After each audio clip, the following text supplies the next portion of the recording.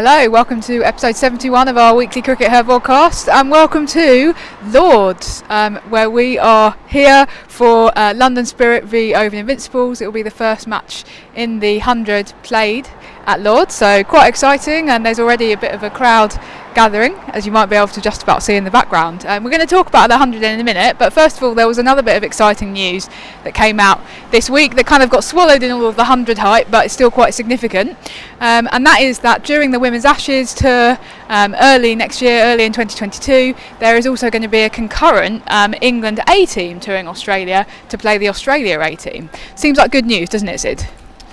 Yeah, absolutely. I think that we still need to be slightly careful about, don't go buying tickets for next summer yet. Things are obviously not going great in Australia at the moment, although not great in Australia is still doing a lot better than they are here. So, Australians, you're not doing that badly compared to the mess our government's continuing to make of things.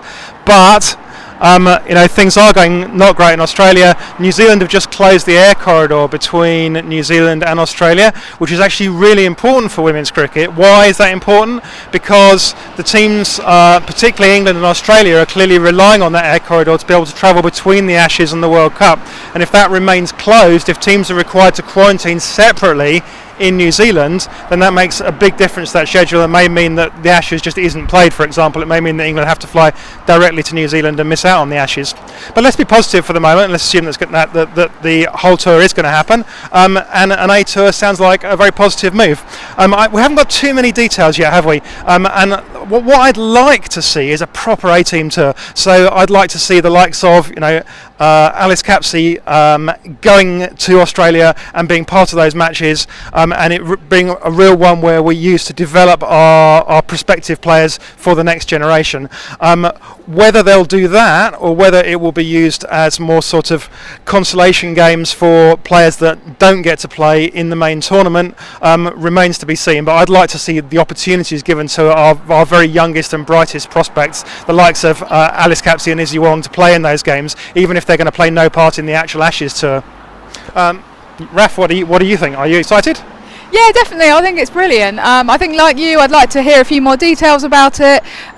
One reason why it seems like they might be doing this is because of concerns that potentially, if COVID gets into the team bubble, then that could knock out the whole of the Women's Ashes potentially.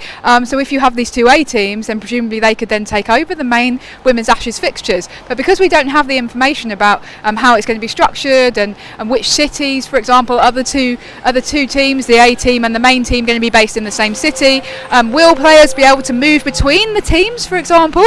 So what we often see with England certainly is players, so say for example Tash Farrant might expect to be more likely to play a role in the T20s than in the ODIs and the Test and the Test format. So will she be able to kind of go off and play for the England A for the first leg of the Women's Ashes and then be able to join up with the main England team for the last bit? On the other hand, that then would undermine this idea that they're two separate biosecure bubbles if you can then kind of chop and change between the two. So I think that will be interesting, and actually if you are going to send Tash Farrant out to Australia and there's going to be a concurrent A tour and she's not getting to play in it because she sat there doing the drinks for the main England team, then that could be quite difficult and complicated and not necessarily great for her development potentially. So yeah, we probably need a few more details, but anyway, it is an exciting development. Anyway, onto the big event of the last week, and obviously still ongoing, and we're about to go and watch the fifth match, but we've so far seen 4 matches in the 100, women's and men's competition, but obviously we're very focusing on the women's competition. So what have you made of it so far, Sid? I think the cricket's been really good, hasn't it? We've seen two really close games. We've seen one game that wasn't close. The London Spirit won quite easily their first game, and we saw the game involving the Northern Superchargers that wasn't close because of an absolutely fantastic performance from Jemimah Rodrigues. Now she's had a little bit of ups and downs, hasn't she, Raf? But she came in and hit 90 odd, and it was absolutely fantastic. But definitely coming off an interesting year for her and a difficult year for her. She's still young, and she came into the India team a couple of years ago, and then she got dropped, she got reselected, she got dropped again, she got reselected, dropped again. It's all been a bit up and down for her, hasn't it? Yeah, absolutely. And one thing that we said during the England-India multi-format series was that really they should be bringing her in because she knows how to bat well and she loves batting in English conditions. And we know that because of that innings, that great innings from her a couple of years ago in 2019 in the KSL for the Yorkshire Diamonds, as it was then. And now she's kind of playing for the sort of almost the equivalent team in the hundreds. She described it as the same team, which was quite interesting in itself. So to her, it obviously feels quite similar. But she showed yesterday, didn't she, that she really does relish these conditions. The kind of harder, bouncier pitches than she would get back home in India, and that seems to really suit her game. So actually, I think it's quite disappointing that India didn't seem to make the most of that when they were doing their selection for the multi-format series against England. I think that the Indian management have a few questions to answer there, because if I'd been in charge, then what I would have done is sat her down before the series started and said, right, Jemmy, we know that you love batting in English conditions and we really want to exploit that and use that, and so therefore we're going to play you in the test in all of the ODIs and all of the T20s. And what that would have done was it would have taken the pressure off her mentally, because I think that's where she struggled. It's obviously nothing to do with her technique, is it? Because we saw yesterday that she has brilliant technique, but it was all about the mental struggle and kind of with being in and out of the Indian team and only having 2 ODIs in that multi-format series to show what she could do and then being dropped. It was the pressure that really got to her. So I think that she should have been given a longer run in that multi-format series, an entire series run to show what she could do, and that India have perhaps slightly mishandled that. Yeah, she's definitely a player that responds well to a good environment, and she obviously feels comfortable now. She's admitted that when she first arrived in Yorkshire in 2019, she wasn't, it took her a little time to settle down, and she didn't know all the players yet. But she's a very kind of gregarious person, isn't she? And that once she had got to know all the players over the space of the sort of 2 weeks that it took her, then when she settled in, she had a fantastic. Because it wasn't just that 100, that wasn't just a one-off. She also had a couple of other good innings, and she's come back and she's obviously settled in. She had a smile on her face, and it was great to see. So that was a huge positive for her about the cricket. So that's kind of the on-field action in the 100, which, as we say, has been generally really positive. But one of the key things about the women's 100 is that the ECB have been making some quite grandiose claims in the lead up to the tournament. I think it's fair to say about it being a kind of a real breakthrough moment for women's cricket, an opportunity to level the playing field between men's and women's cricket in this country, and to just kind of have the women, being on an equal footing to the men. Do you think? I mean, it's obviously very early days, and we'll presumably return to this in later vodcasts. But do you think that it's achieving that so far, Sid?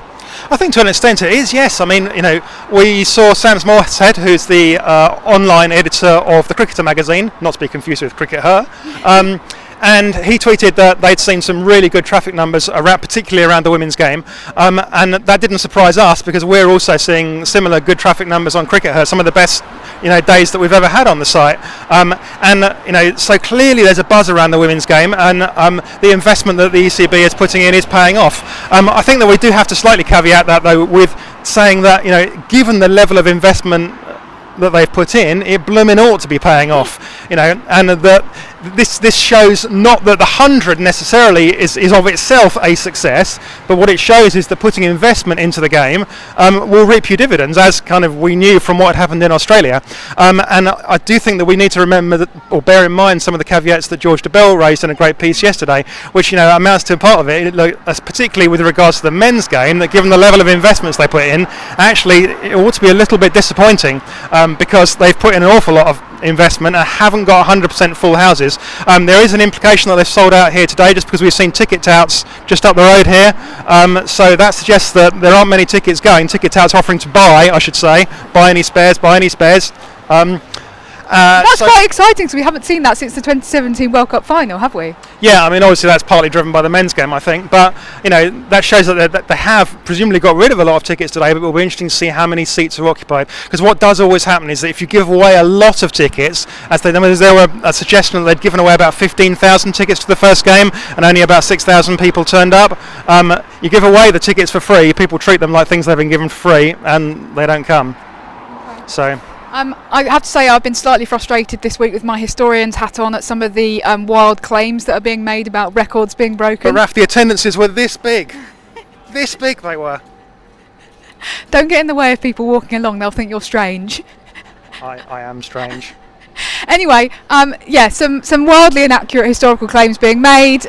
There was an attempt to claim that, first of all, that the crowd at the first match, the standalone women's match at the Oval on Wednesday, was somehow a record. It wasn't a record, and then exactly the same claim was repeated a few days later for that it was a record attendance for a women's match in England, domestic women's match in England outside of London, which was also not true, because the record is held by Yorkshire v Lancashire women in 1949. 15,000 people, so they've got a way to go to beat that, and it's quite frustrating to hear journalists and the ECB kind of repeating these claims. The other wrong claim, which really you don't have to go very far back in history to show isn't true, is that the TV audience, apparently for the first game, according to an ECB press release, of 1.9 million is record viewing figures for a women's match in this country, because not very many matches have been on free to air. Well, if you go back to 1993, so not that far, Women's World Cup final here at Lords, you had 2.5 million people watching that on BBC Grandstand. So I'm afraid, guys, it's not that difficult. Read my book, okay? Or just ask me, because I will be able to tell you whether these things are true, and it's so frustrating. I know that the ECB are keen, they've put all this money in, and they want to be able to wave a flag and go, look how great everything is. But history matters as well, and it's important that we don't just kind of wash over it and pretend that it didn't exist. So that's been frustrating. And the other thing, which I think kind of relates to what you were saying, is that yes, it's really brilliant what we're seeing now in terms of kind of the buzz around the Women's 100, but you do have to think, well, they got rid of a really successful competition in 2019, the ECB, the Kia Super League, and we were seeing crowds of 1,000, 2,000 or even 4,000 or 5,000 at Hove for consecutive finals days. Where would we be if that had been allowed to continue 2 years down the line, and also really crucially if they'd put in the same amount of money into marketing the KSL as they've put into the 100? How brilliant would it be? How what kind of, we'd be getting, you'd have to think we'd be getting kind of similar crowds. So there's a bit of a kind of counter narrative there of what might have happened had they not got rid of the KSL and had they actually kind of funded it better. Yeah, and let's make it clear, particularly for our overseas viewers, that the level of investment that has been put in here, just in terms of doing up the grounds and getting everything right and putting out marketing materials and investing in social media and investing in websites, it's absolutely enormous. They really haven't spared the pennies at all. It's hundreds and hundreds of thousands, probably millions of pounds, to be honest. They really should be getting some good bang for that buck. Okay, now the other thing, Sid, that the 100 is meant to have achieved, and many people have questioned this, I'll be interested to hear your thoughts, it's meant to have made cricket simpler. Has it done that? Well, I've got one particular bugbear, which if you've been following us on Twitter, you'll be slightly aware of, that there's this confusion around about sets and ends and I can't believe they're not overs. Okay, so there was definitely confusion among the commentators about whether a set was the 10-ball thing or the 5-ball thing. Interestingly, about halfway through the first women's game yesterday, it seems somebody had a word with somebody on Sky, and they suddenly were much more consistent about applying set to a thing that's 5 balls. But if you're going to apply a set to a thing that's 5 balls, let's first of all bear in mind that set is already actually a sporting term, particularly in tennis, where it has a significant meaning which is completely different from the meaning that you're attributing to it here, because a set is effectively a unit of scoring at that point, which is not at all here.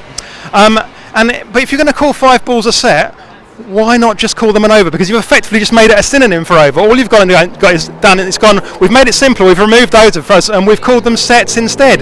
But actually, when people now progress from watching the 100, when kids come into a T20 game or an England game or a 50-over game or even a test, they're going to go, so how many sets have been bowled here? And it's going to go, oh son, it's not sets now, it's overs. And it's like, why?